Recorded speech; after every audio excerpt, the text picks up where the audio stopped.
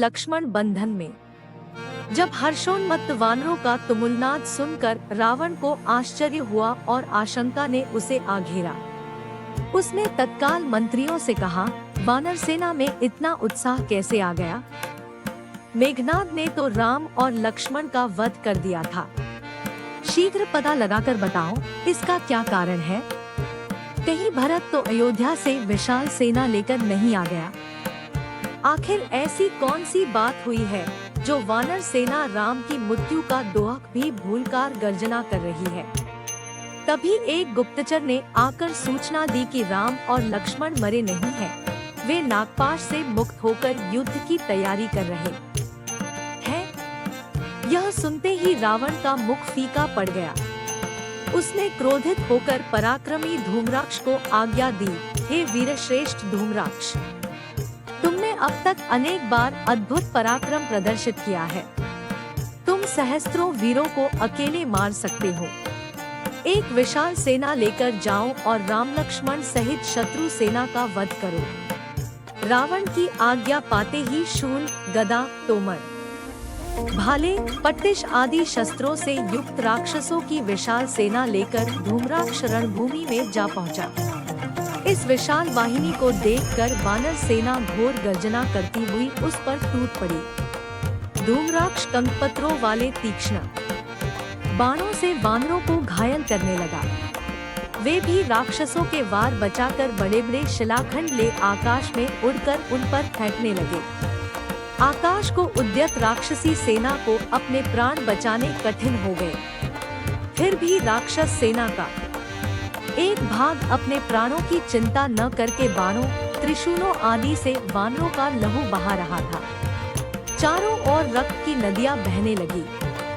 जिधर देखो उधर ही राक्षसों और वानरों के रुंड-मुंड दिखाई देते थे। कानों के पर्दों को फाड़ने वाला चीत्कार और हाहाकार सुनाई दे रहा था। रणोन्मत्त धूम्राक्ष हताहत वीरों के शरीरों को रौंदता हुआ अपने अग्नि बाणों से वानर सेना को भस्मीभूत कर रहा था। उसके आक्रमण की ताव न लाकर वानर सेना इधर-उधर भागने लगी। अपनी सेना की यह दुर्दशा देखकर हनुमान ने क्रोध से भरकर एक विशाल शिला उखाड़ी और लक्ष्य तानकर धूम्राक्ष की ओर फेंक दी। उस शिला को अपनी ओर आते देख वह फुर्ती से रथ से कूद पड़ा। इस बीच में रथ चूर-चूर हो चुका था और घोड़े तथा सारथी मर चुके थे। राक्षस सेनापति को इस प्रकार बचता देख हनुमान का क्रोध और भी भड़क उठा। उन्होंने दांतों, नाखूनों से उनके और धूम्राक्ष के बीच में आने वाले राक्षस समुदाय का विनाश करके मार्ग साफ कर लिया। जब उसने हनुमान को भयंकर रूप से अपनी ओर आते देखा तो लोहे के कांटों से भरी हुई गदा उठाकर उनके सिर पर दे मारी। हनुमान ने वार बचाकर एक भारी शिला उठाई और आकाश में उड़कर धूम्राक्ष को दे मारी।